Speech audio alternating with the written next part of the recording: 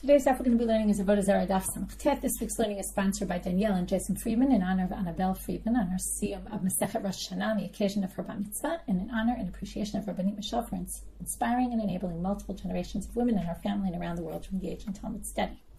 Today's daf is sponsored by the Hadron Women of Long Island in memory of Meyer Sanders, Alav Shalom, beloved father of our friend and co-learner Tina Lamb. May the Torah learned today by all of us be a zchut for his neshama.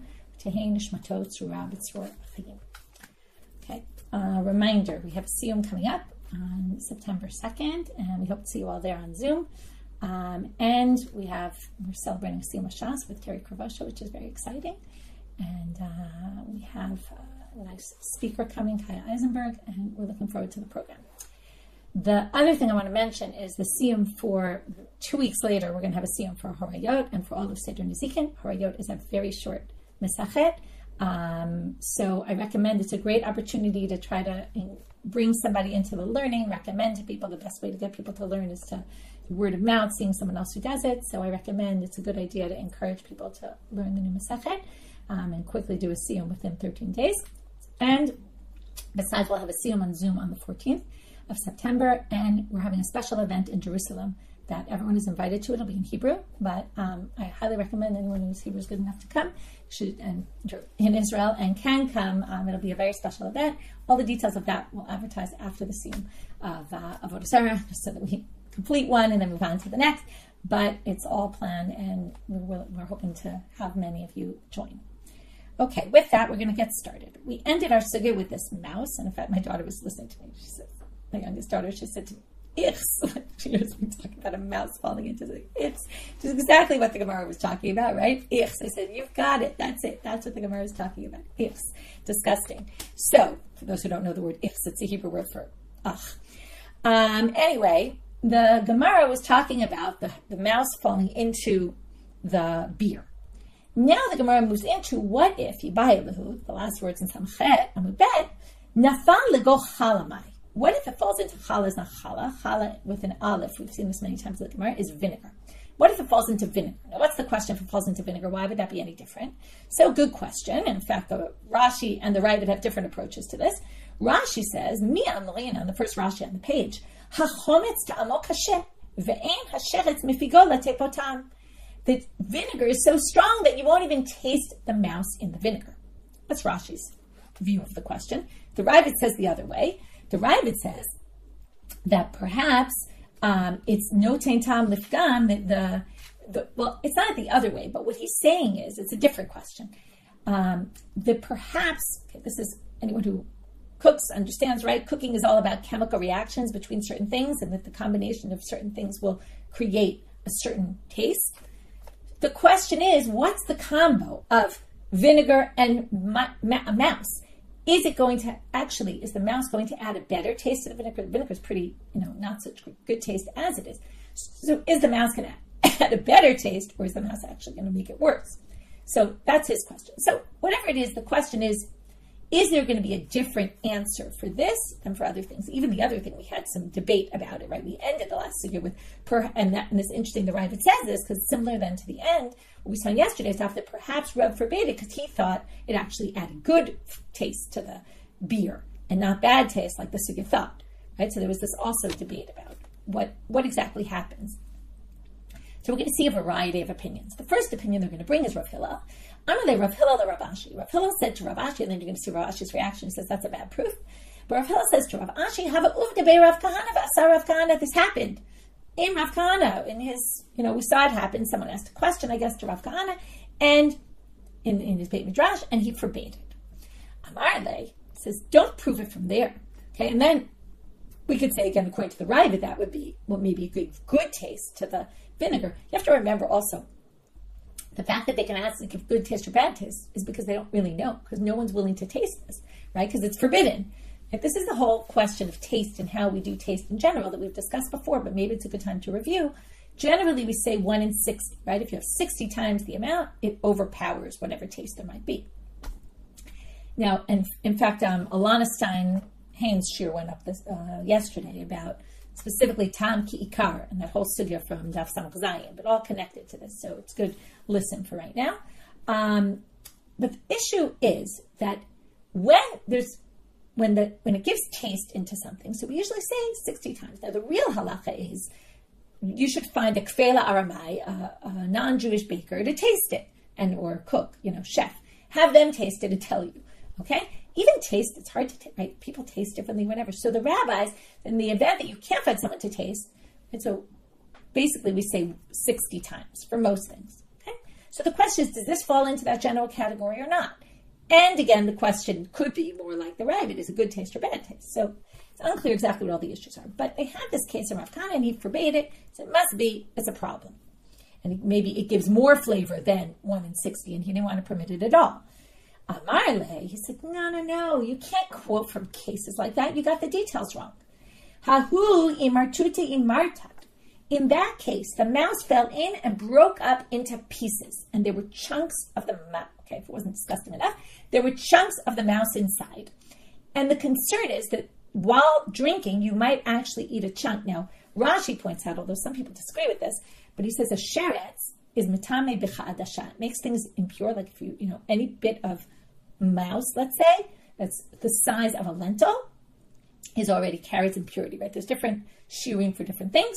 And because of that, we assume that eating it also would be that small. And that's the problem, that there's these small chunks inside. They're not so big, but they're also not, it didn't dissolve completely. Okay, now the whole question about time is not when you're actually eating a piece that's forbidden. Normally you would have to eat a kazayit, but in the case of a sheretz, Rashi claims, it's debatable, but Rashi says it's b'chadasha, and therefore there's concern. You might swallow it without realizing. So what is the case that we're asking about then? So either it was dissolved completely, okay, and then all you would have is the tam, there's no mamash. This goes back to tam over lo mamasho. Or the mouse fell in and then it was taken out, but it had already given flavor, right? It was whole.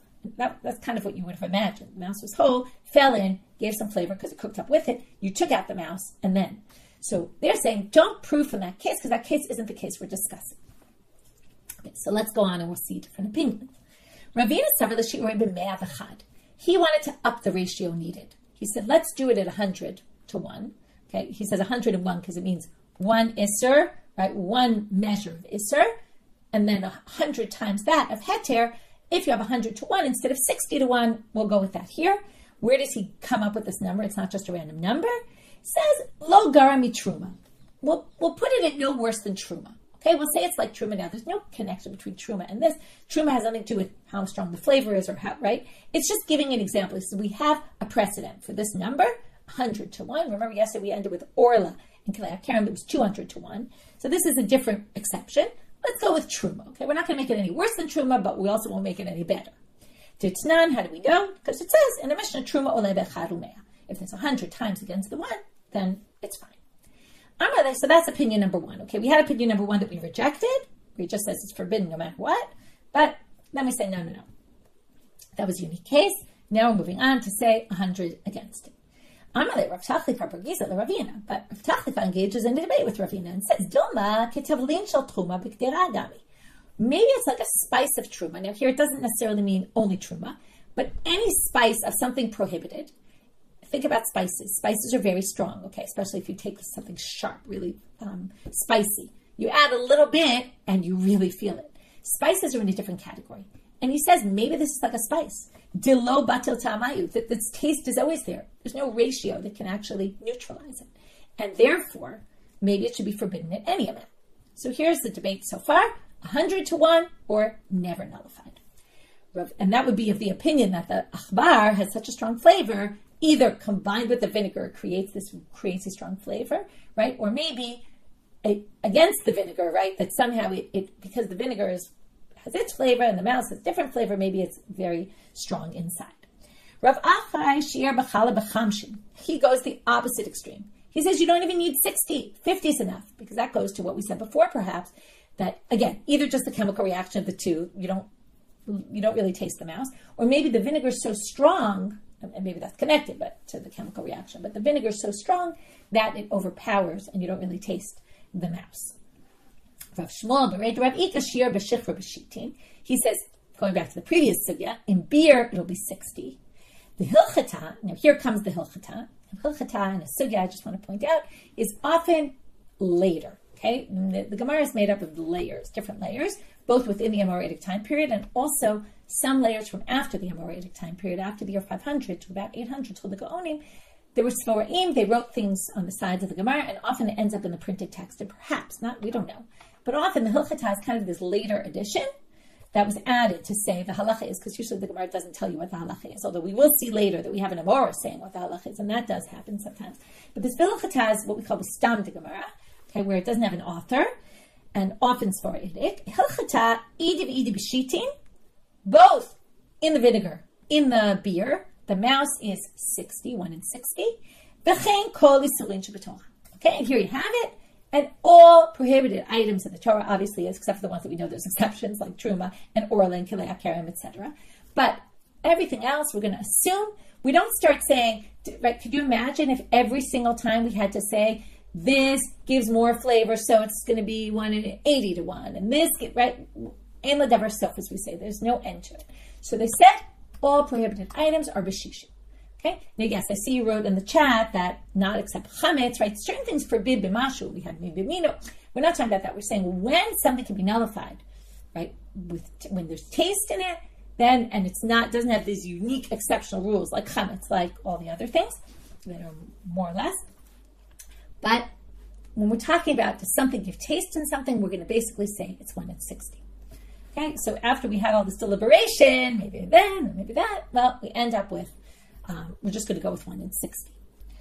Now we move to the next Mishnah. The next Mishnah goes back to some topics we discussed previously. In fact, we're going to reference a study from Daf Lamed Aleph, so we're really going back, but connected to the topic we've been in. If you remember, Yenesach came up earlier, and then we went back to it at the end of the Masechet. We have we're going to have 4 cases, but we're going to first start with the first 3, which are all kind of similar to each other and similar in structure, the way the Mishnah discusses them. There's a machloket about all of them, the first 3 cases, and then the 4th case will be a little bit different. The issue is Jew and non-Jew are together, and there's wine. Is there a concern that the non-Jew will do a libation if the Jew leaves the room, isn't there, right? Do you have to be watching it all the time, or maybe not? Okay, and then if not, well, how long would it take for the non-Jew to do a libation? And at least in the first case, for sure, we're talking about where it's sealed and it's closed, okay, and it's not easy to open.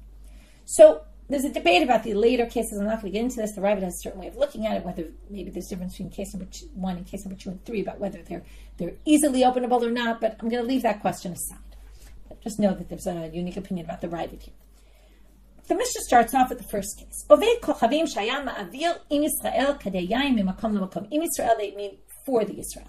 So we have a non-Jew who's basically moving the Jews' barrels of wine from place to place. So this case, you're going to see very hands-on. Okay, that's why the Ravid distinguishes a little bit between this case and the next one, because they're actually touching the wine. I mean, they're touching the barrels. Now, the barrels, that's why the Ravid said they're obviously completely sealed. If they weren't completely sealed, there'd be nothing to discuss. Obviously, it would be a problem, but they're moving the barrels. If it was in the, okay, this is going to be a hard thing to explain, and the Gemara is going to have to give us an explanation for this, but I'll already kind of give you the direction so you understand what we're saying. If the person who's mishtamer, that means basically the Jew, if the Jew, it's in his domain, so if the Jew is watching.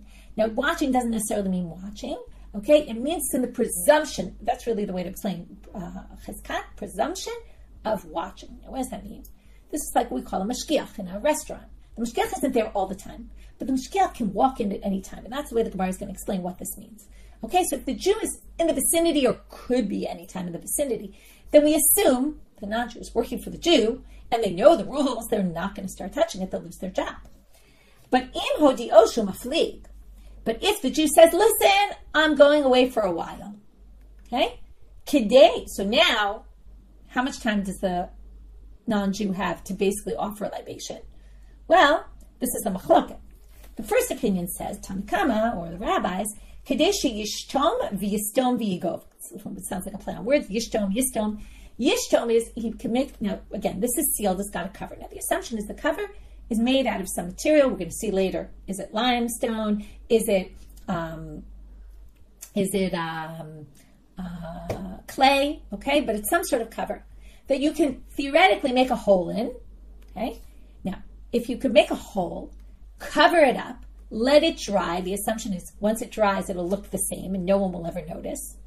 And then we're going to have a whole discussion which material are we talking about, because not all materials are not noticeable when you make a hole. But obviously, Tanakama thinks this wouldn't be noticeable. If it would be noticeable, then of course you can't do it.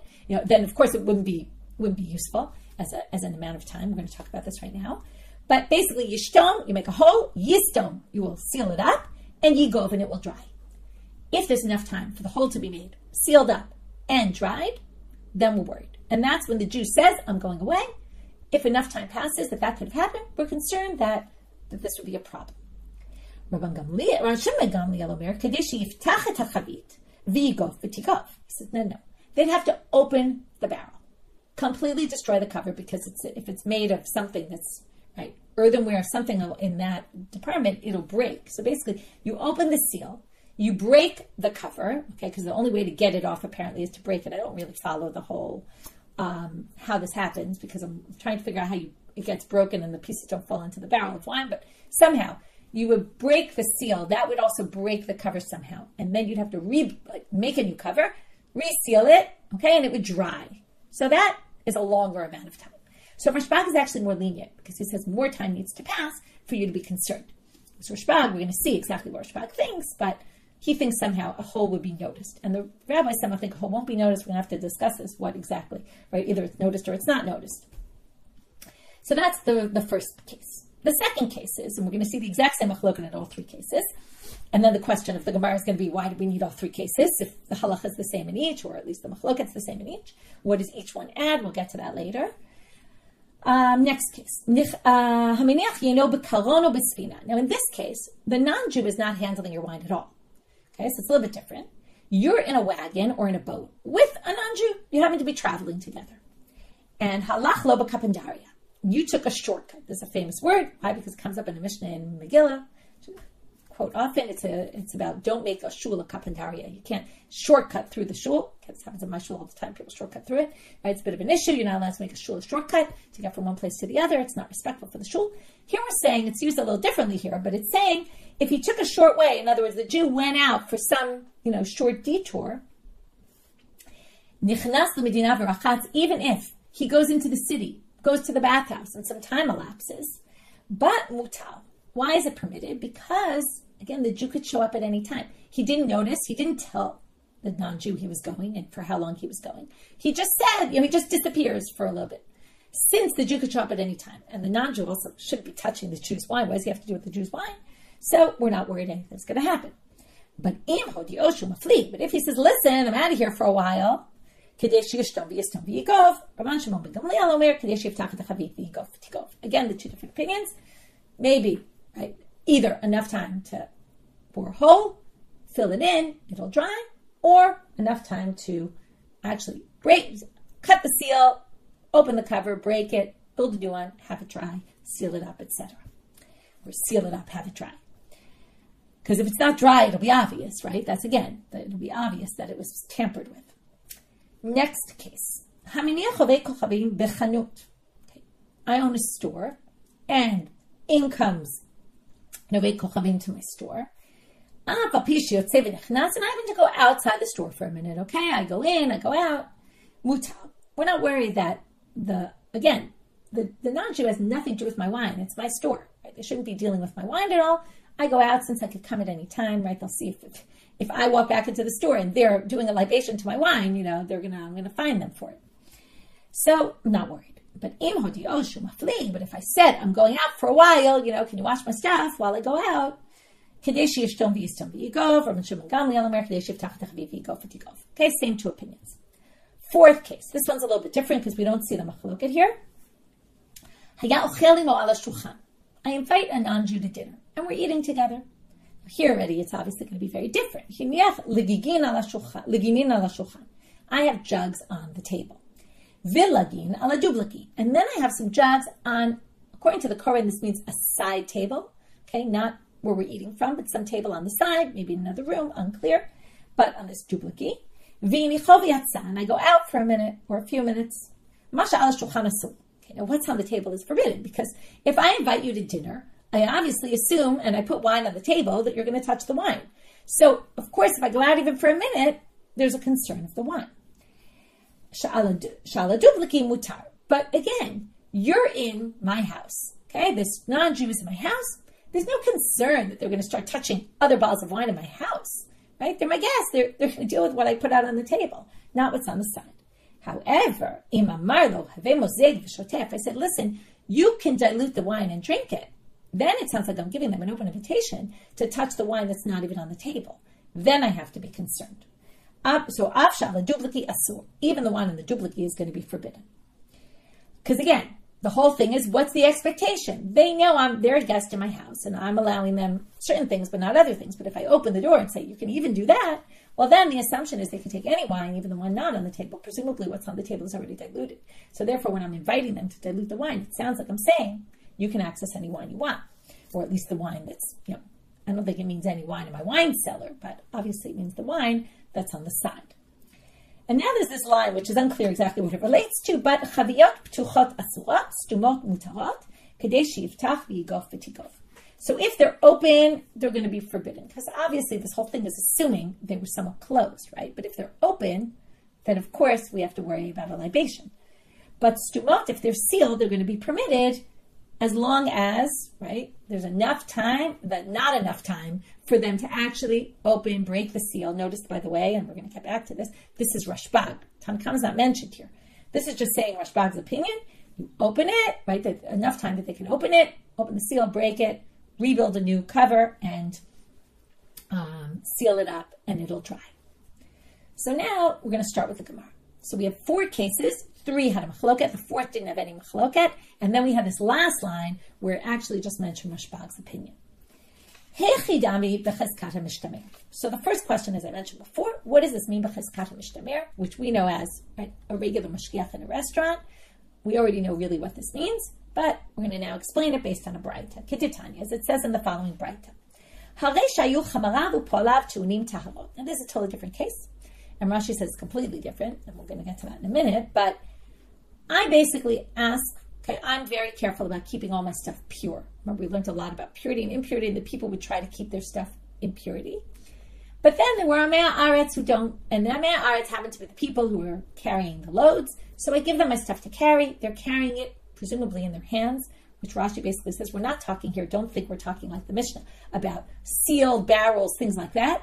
Rashi actually says, okay, he says it in the next the next words, Mishna Resha, Mishna Sefer, but I'll already read it now. The second part of that Rashi, Hane lav chaviyot ninu sheyustumot. They're not sealed barrels. It's open items. They're holding them in their hands. Now, Amei Haaretz, we know, are not careful about Tum and Tara. So, if they were carrying my loads that were Taharot, afilu hiflig mehem yoter mimil, tarotav to'olot. If I'm going with them and then I go off, and I can even go a mile away, a mile is about a mile, go even a mile away, it doesn't matter. I don't have to worry that they made my stuff impure. But if I say, listen, you go and I'll come later, as soon as they're out of eyesight, it's immediately tamei. So the Gemara asks, Mishna Resha, Mishna Sefer. What's the difference between the Resha and the Sefer? It's not really used in the regular term, the regular way this is used. Like usually that means, why is this one permitted, this one forbidden? Now in the end they're going to get to that. But what they're really asking, according to Rashi anyway, it's hard to understand it in this context here, but because it's kind of obvious what the difference is. But Rashi says, what they're really asking is, if assuming, and that's why I read this before, they're open, and we assume Amei Haaretz, their hands are tamei, then if they're holding my open items, right, they're touching them directly, why in the first case are they permitted? They should be forbidden, because it's an Amei Haaretz who's not careful about Tum and Tara, and they're not forbidden, they're just tamei. We should assume that they touched my stuff, and it's tamei. We see with our own eyes. It doesn't matter whether the Jews there, the Jews not there. Their hands were tamei. They touched, right? We assume in Amei Haaretz is stam tamei. They're touching my items directly. No barrel, no closed seal. If it was a barrel, it would be a whole different story, because if it was done from earthenware, you touch the outside, it's actually not tamei, and the top is sealed, and it wouldn't even be an issue, because they couldn't even get to it if they wanted to be tamei, and it would be more complicated. But anyway, we're not going to get into that. So now we have to figure out what's going on here. Why isn't it automatically tamei? So they're going to, and the answer is going to raise a problem with, and that's why in the end the question really is, what's different to the Resha and the Seifa? Because if we answer one thing, it's going to say, well, then why is the other case not the same? So let's try to figure it out. It'll be a little back and forth till we understand completely. Amar Rav Yitzchak says, Reisha b'mitaher chavarav u'po'alav lekach. The Reisha, when we say it's permitted, and we can assume they're tahor, is because, and it's again not permitted, but we assume they didn't make it impure, is because before they started carrying his load, the owner made sure they all went to the mikvah and became totally. Okay, that's a good answer, but what's the problem? So if the Jew disappears for a while, and they're carrying the stuff on the load of the donkeys, what's going to change? Why is it going to be, right? Yachi sefanami. Right? Well, then, the second case, even if the Jew disappears, we're worried they're going to go somewhere, become impure, just to then touch the stuff and ruin it? It's not like a libation. With a libation, there's a concern. The non-Jew has this desire to offer the wine up as a libation to their gods. Nobody has a desire to become impure. They're just not careful about it. But, but they're riding on the donkey. Well, what's going to happen to them? So it doesn't make any sense. So they're going to say no, because it's very likely they'll come in contact with other people while they're riding. And they're not very careful about coming in contact with people who are impure. So they might actually touch someone who's impure, can pass on impurity to them, and they won't care. So it's very nice that the Jew made them become pure. And then, right, but then the Jew disappears. So who's to know what will happen then? Okay, well, this raises the question with the Reisha then.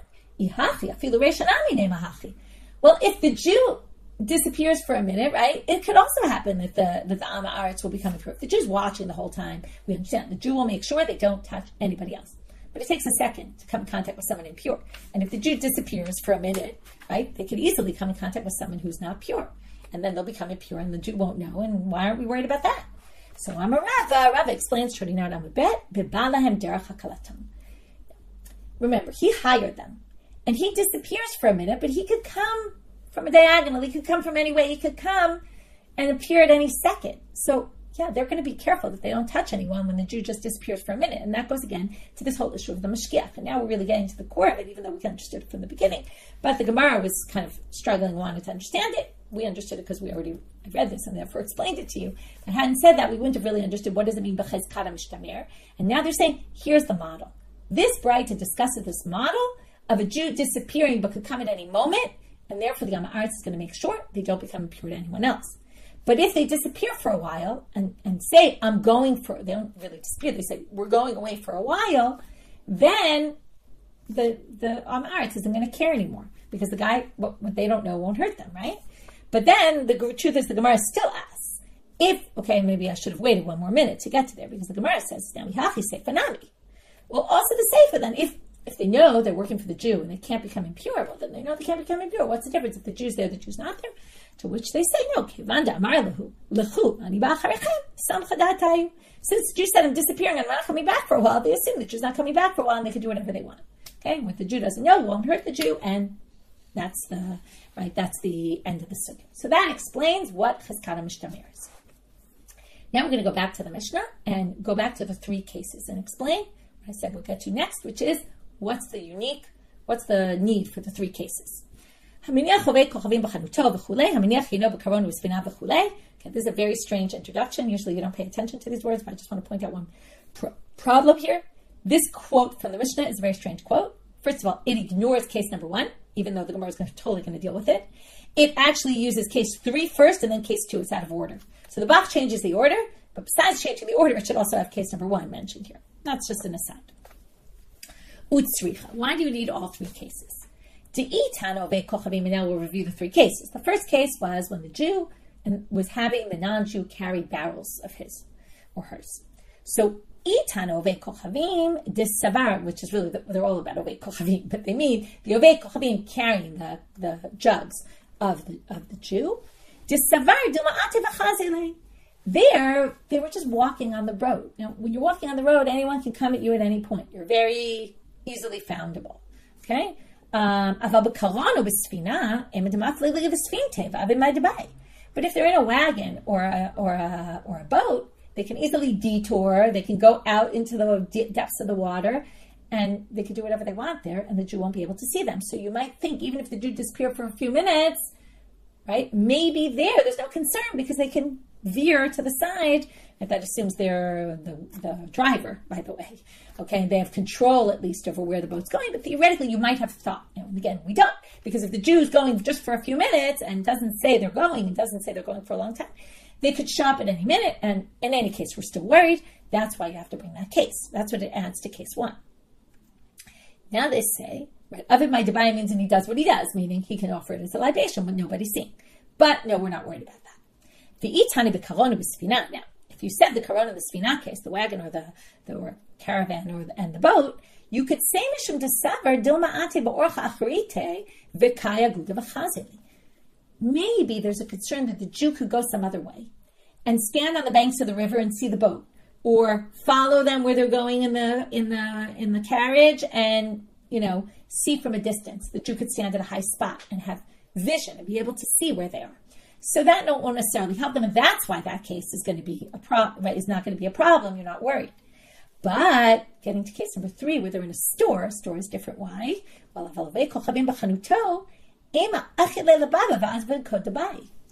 In a store, you can close the door. Right? A boat, imagine like a boat is an open boat, right? A carriage is usually an open carriage. In a store, you can close the door. If there's no windows, or you can cover the windows, put the tree seam down, nobody will see anything. So you can actually, theoretically, in a very short amount of time, close everything up and do what you want to do. So, Kamash Malan, that's why the Mishnah teaches you no. If you're worried the Jew's going to walk in at any minute, even in a store where you can hide and no one will know what you're doing, still we're not concerned. And that was the uniqueness of all 3 cases. Now we're going to get to the next section, which is I mentioned all this when we were in the Mishnah, which is number 1, we had to deal with what's chazkala mishtamir. What does that mean? And that's what we call mashgiach and all that. The next is why you need all 3 cases. The third thing we want to get to is, in what case do they debate? The machloket between Tanakama about making a hole versus, right, is it the amount of time it takes to make a hole and seal it, or is it a longer amount of time to have to be concerned, meaning the more lenient opinion is Rashbam, which is unless you really break the seal and create a whole new seal from the beginning. With what material are they discussing? So it stayed in the name of Rabbi Yochanan. Machloket b'shel seed. We're talking about lime plaster. Aval b'shel tit divrei hakol kadesh yiftach v'yigof. But if it's clay, what happens? Okay, you ever try to repaint a wall and just a small area, right? And you immediately see the difference between the old and the new. This is really what this sig is all about, which is if you use, now we don't know these materials as well, what kind of clay they used, what kind of lime, what this lime plaster was. But the lime plaster is something that you could theoretically say, you won't see the difference. It could look the same. And that's why Tanakama says, theoretically, they can make a hole, seal it, dry, and it'll look the same. But clay, no way, no how.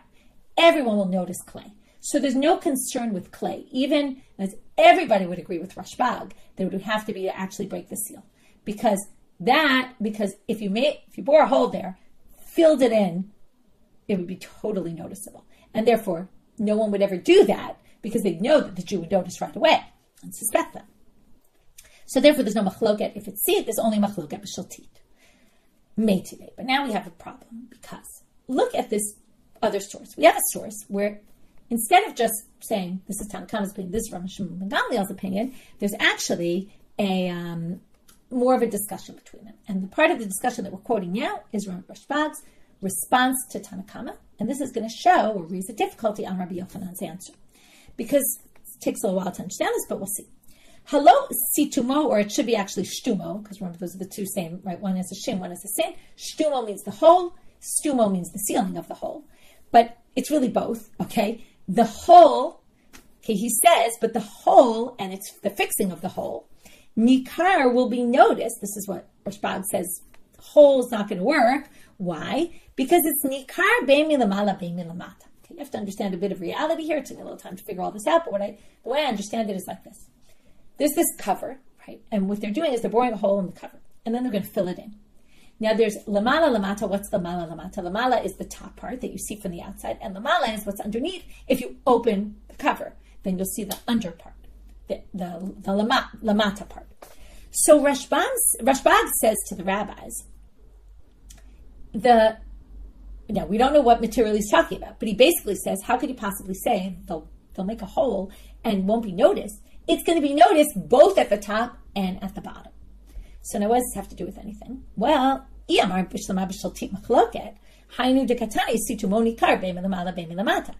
say the machlok is about clay, which Rabbi Yochanan said it's not about clay, that's the only case that makes sense. Because that's what we said before. Clay is noticeable on the top, right? You'll see it, and at the bottom.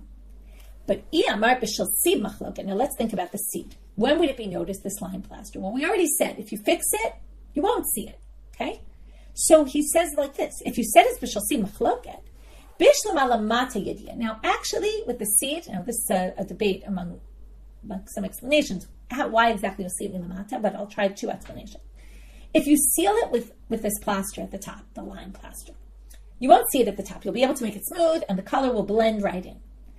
But when you open that, now either it's not going to fill the hole completely, or also you can't really sand it down. Because remember, the whole thing is you don't have to break it open. You're just boring a hole and fixing it. You can't fix it from the inside. You can't get down there to sand it and make it look good, right? I don't know if you sand lime plaster, but to whatever it needs to be to make it smooth, you won't be able to smooth it out underneath. Or some people say it just won't fill in completely. A hole doesn't fill in completely. Okay? So now, go back to the Braita. Rashbag is disagreeing with Tanakama about which case? About the clay case. He's not disagreeing about the seed case. If he was disagreeing about the seed case, he would say, Avav Rishomoni Nikar Lemata. He'd say, but they'll notice it underneath. But that's not what he says. He said it'll be noticeable on the top and the bottom, which means he could only be talking about clay, which means they argue about clay, and that's not what Rabbi Yochanan said. So that's why we're going to say, all right, if you say b'shal seed, it doesn't make any sense. So now the Gemara is going to explain that. We're going to say like this. The machlok is really about seed, like Rabbi Yochanan said. Again, this is a way to read the Braita through Rabbi Yochanan's explanation. And this is the way you read Rashbag, which didn't make any sense a minute ago. Rabban Shimon ben Gamliel, who dilo yada my ka'amri Rabbanan. Rabban Shimon ben Gamliel didn't know what the rabbis said. Were they talking about seed? Were they talking about seed? Okay, now the rabbis were really talking about seed only, and that's why the machlok is only about seed. But Rabban Shimon ben Gamliel didn't know that. He thought maybe seed, maybe clay. So his reaction is, he says like this: if you're talking about clay, for sure you're wrong, because that is 100% noticeable from every angle. But that wasn't even what they were talking about. But he says, if that's what you're talking about, that's what I have to say about that. And now, by the way, this is adding words to the Braita. This didn't say it, but this is how they read it. And if you're talking about the lime plaster, you might not notice it at the top. I'll agree with you about that. But when the Jew opens the barrel, he'll notice that there's a hole from the inside and that someone tampered with it.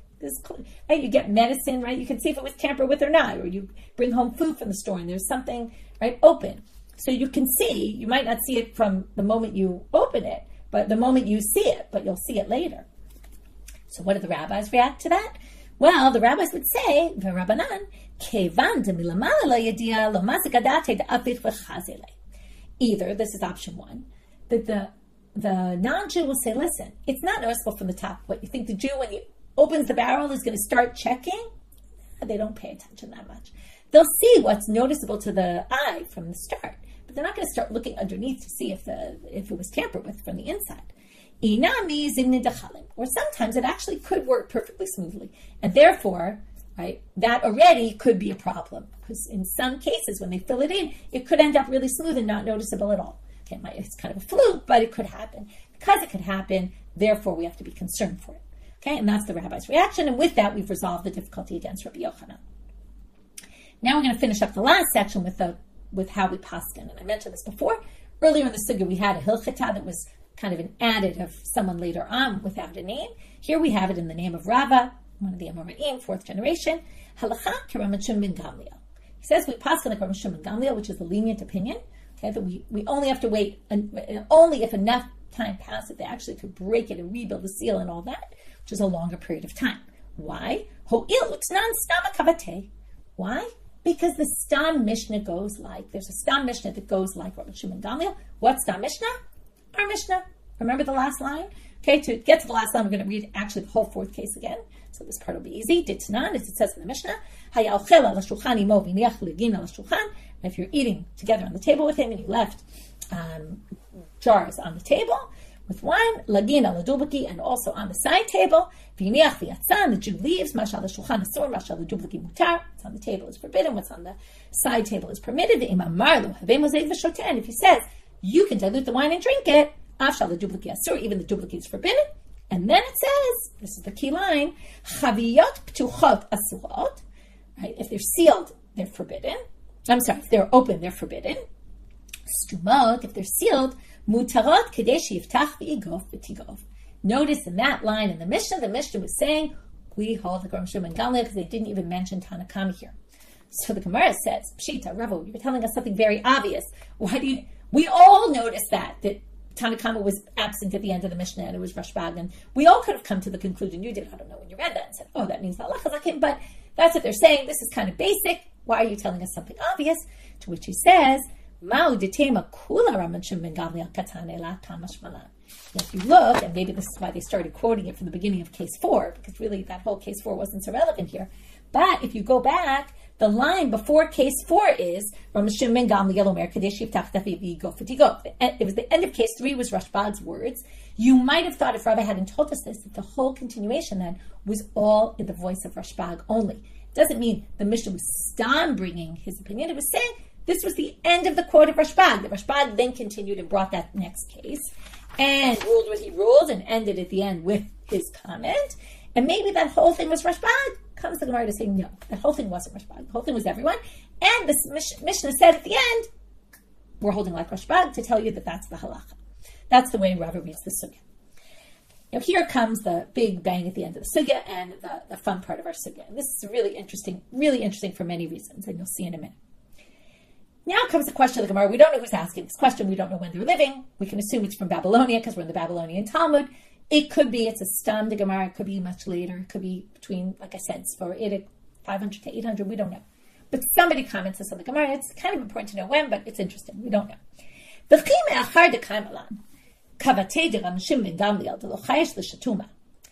we already just said that we hold like Rabbis and Gamliel, then we're not worried about someone boring a hole. Okay? It has to be a much longer time to actually, break the seal, break the cover, rebuild a new cover, reseal, let it dry. That's a while. And going back to Sugya on Amud Aleph, remember we had this whole thing about the seal barrel. You leave something in the Gentile's house.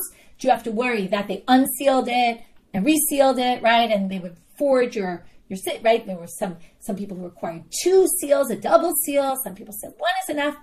So Rabbi Lazar said 1 is enough. We're not worried about that they're going to forge your seal on your wine. And you can leave it there. So therefore comes the question, if we're lenient like Rashbag and we're lenient like Rabbi Eliezer, ha'idna, nowadays, and we don't know what nowadays are, that's why I thought it would be interesting to know who's speaking. But nowadays, my time, why don't Jews leave their wine for non-Jews to watch? In other words, this shouldn't be such a problem. If it's closed, okay, it's sealed. We're talking about sealed.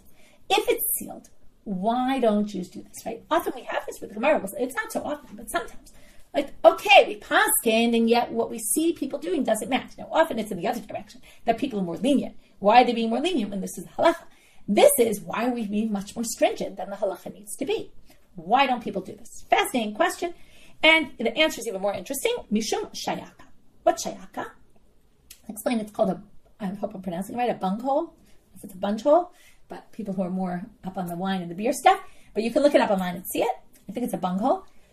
They would put a hole in the side of the barrel or the top of the barrel for people to smell from. A small hole to smell the wine, to see what the smell is. So when you put this bunghole in, it's basically a hole. And it's very easy, much easier than what we've been discussing, to just widen it a little bit, put in a straw and drink from it. And if the non-Jew drinks from it, that would ruin the wine, right? Because then they could have offered us a libation. Because it's very easy to do that, it's a problem. Okay, why is this so interesting? Well, first of all, why did the Mishna mention this? The Mishna goes, right? We went so far as to say you have to break the whole thing. So obviously, they didn't have bungholes in the day of the Mishnah. They didn't do that. And when reality changed, so the halacha changes because now there's more concern, right? And again, reality changing doesn't always affect halacha. But in this case, people had to be more careful because this is all just practically. Can the non-Jew easily offer this up as a libation or not? And when they didn't have bungholes, so no, it wasn't so easy. Once they have bungholes, which whoever's talking now at this point in Babylonia, they had them. We don't know when they started and when this. But the point is, it's kind of irrelevant, everything that we learn now, because everything changes as soon as there's a bunghole and a very easy way to access. So it's just super interesting in terms of, number one, asking this question. Wait, we say this is the halacha, but it doesn't match the reality, and then figuring out why it doesn't match the reality. Okay, with that we finish our sugya.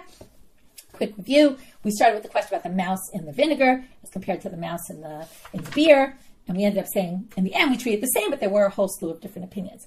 Then we got to these 3 cases in the Mishna plus the 4th case about, can we leave wine in the hands of the Gentile and worry or not worry that they're going to touch it or not, and then therefore offer it as a libation. It depends on the situation. It depends on how you left and all that. If it's like a mashkiach, then we seem to be fine. So again, the Gemara split up into 3 parts. Number 1, how do we define chizkat mishtamer, which, the mashkiach issue, the Jew being close enough. Number 2, or even if they weren't close, but the non-Jew thought they could show up at any moment, versus they said, I'm going off for a while. Number 2, we had what was the uniqueness of each of the cases. Actually, we have 4 parts. The 3rd was, what's the machloket? What's the scope of the machloket? Like yesterday, also, the way Rabbi Yochanan was dealing with what's the scope of the machloket, right? It's b'shel seed, but it's not b'shel tea, right? It's the lime plaster, not the clay, because that will be noticed. And then we had a difficulty, we resolved it. And the 4th part is how do we paskin? And then, all the more so, once we paskin, why doesn't what we see in reality match the psak? With that, we finish for today. Wishing everyone a good day.